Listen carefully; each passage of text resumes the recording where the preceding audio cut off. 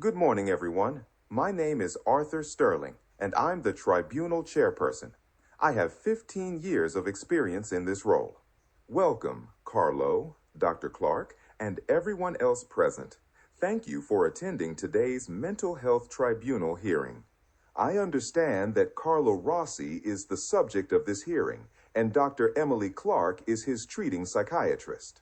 The purpose of this hearing is to review Carlo's current treatment order and determine whether it should continue. We need to consider all available information to make the right decision. Before we begin, I want to assure Carlo that this is not a courtroom.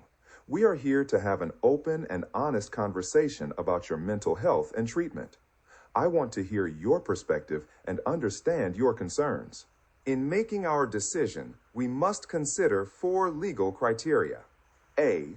Evidence of mental illness. Do you, Carlo, have a mental illness? B. Risk of serious harm. If you don't receive treatment, is there a risk of serious harm to your health or safety, or to the safety of others? C. Availability of treatment. Is appropriate treatment available to you? D. Least restrictive option. Is a treatment order the least restrictive way to ensure you receive the treatment you need? We'll go through each of these criteria carefully, and I'll invite everyone to share their thoughts and evidence. Please feel free to ask questions or raise any concerns you may have. Carlo, I especially want to encourage you to share your perspective.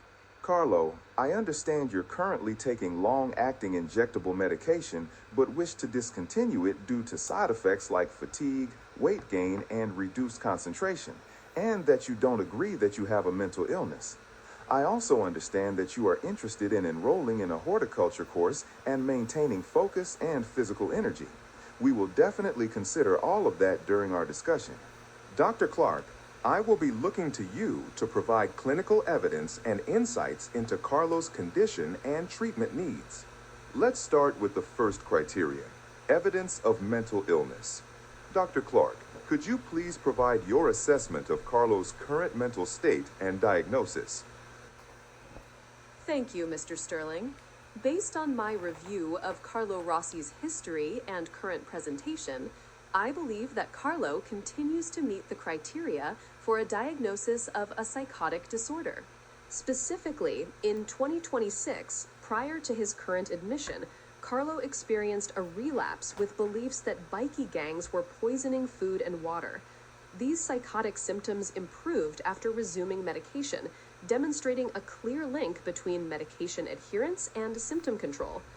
While on medication currently, Carlo reports no persecutory delusions, but this stability is contingent on ongoing treatment. Looking back, we can see a pattern. In 2016, Carlo discontinued medication voluntarily, which led to paranoia, social withdrawal, and significant weight loss, ultimately requiring hospital admission. A similar pattern occurred in 2017 when he stopped treatment and isolated himself. These episodes demonstrate the potential for serious deterioration in Carlo's mental state when not receiving consistent treatment. Therefore, I believe that Carlo continues to have a mental illness, which is currently controlled by medication. Thank you, Dr. Clark, for that clear and comprehensive assessment. It's helpful to understand the history of Carlo's relapses and the connection between medication and symptom control. Carlo, I want to give you a chance to respond to what Dr. Clark has said. Do you agree with her assessment? Do you believe you have a mental illness?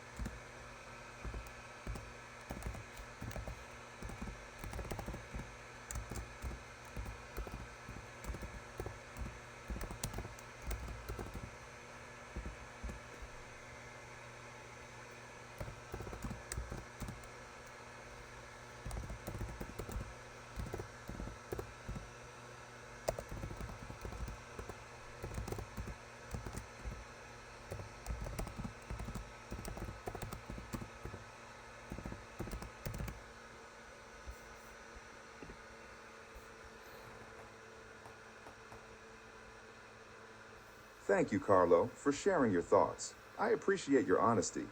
It's understandable to have reservations about accepting a diagnosis, especially when you're feeling well while on medication. So, you acknowledge that you have relapsed when you stopped medication in the past, but you're not convinced that you have a mental illness. Is that a fair summary? Dr. Clark, in light of Carlo's perspective, could you elaborate on the evidence that supports the diagnosis of a psychotic disorder even when Carlo is not experiencing active psychotic symptoms? Thank you, Mr. Sterling. Carlo, I appreciate you sharing your perspective.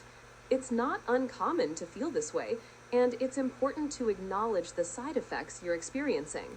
To address your question, Mr. Sterling, and Carlo's ambivalence, the diagnosis of a psychotic disorder isn't solely based on the presence of active psychotic symptoms.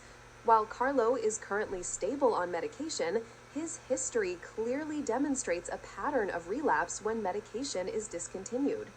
These relapses, as evidenced in 2016, 2017, and 2026, involved significant psychotic symptoms such as paranoia and delusional beliefs, as well as functional decline, including social withdrawal and self-neglect, such as weight loss. Even when Carlo is not actively psychotic, the underlying vulnerability to these episodes remains. This vulnerability is a key component of the diagnosis. The episodic nature of the illness, with periods of stability on medication interspersed with periods of acute psychosis off medication, is characteristic of a psychotic disorder. Furthermore, the fact that Carlo's symptoms consistently respond to antipsychotic medication is also strong evidence supporting the diagnosis. It's also important to consider that the potential long-term consequences of untreated psychosis, such as social isolation and impaired functioning, can be significant.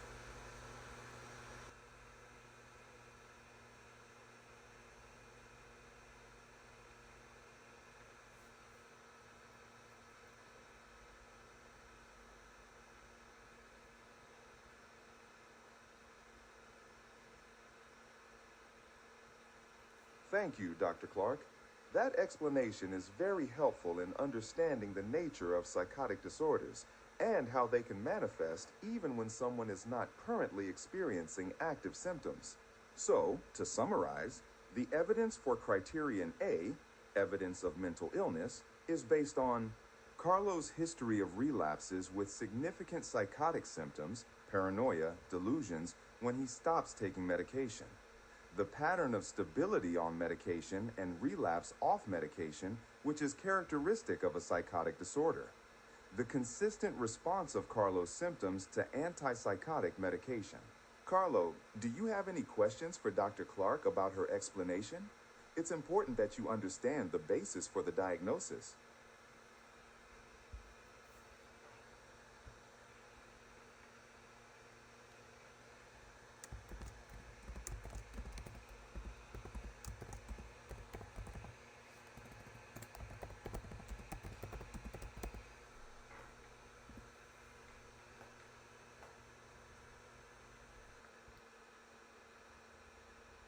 Okay, thank you, Carlo.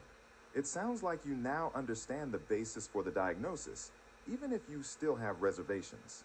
Since we've explored criterion A, evidence of mental illness, and it seems we have a consensus, let's move on to criterion B, risk of serious harm. Dr. Clark, in your professional opinion, what is the risk of serious harm to Carlo or others if he does not continue to receive treatment? Can you please provide specific examples from his history? Thank you, Mr. Sterling. In my professional opinion, there is a significant risk of serious harm to Carlo if he does not continue to receive treatment. The primary risks are related to psychotic relapse. As I mentioned earlier, Carlo has a history of relapses when he discontinues his medication. These relapses have led to self-neglect. During the 2016 episode, Carlo experienced significant weight loss due to self-neglect. This poses a risk to his physical health. Social withdrawal and isolation. In both 2016 and 2017, Carlo isolated himself, which can lead to deterioration in his mental state and a decreased ability to care for himself. Prolonged social isolation can exacerbate mental health symptoms and reduce his overall quality of life. Family conflict. While not explicitly detailed, the history mentions increased family conflict as a risk. Untreated psychosis can strain relationships with his mother and Rob, his family friend, who are key supports for him. Potential for harm to others, low but present. In 2017, Carlo believed he was protecting his mother from harm, which led him to isolate himself. While the details are limited, this suggests that his delusions could, under different circumstances, lead to actions intended to protect others that could be misconstrued or cause unintentional harm. It is important to acknowledge that this risk, although low, cannot be entirely discounted. Impact on vocational goals. Carlo wishes to enroll in a horticulture course. A relapse would significantly impact his ability to focus, maintain energy, and successfully participate in this course, hindering his personal goals. The risk and harm history section of Carlo's file specifically identifies psychotic relapse, self-neglect, social withdrawal, and increased family conflict as risks without treatment. These risks meet the threshold of serious harm due to their potential to significantly impact Carlo's health, safety, and overall well-being. Thank you, Dr. Clark. That's a clear outline of the potential risks. Carlo, Dr. Clark has described several risks associated with discontinuing treatment, including self-neglect, social withdrawal, family conflict, and even a low but present risk of harm to others. Do you agree with this assessment? Have you experienced these issues in the past when you stopped taking medication?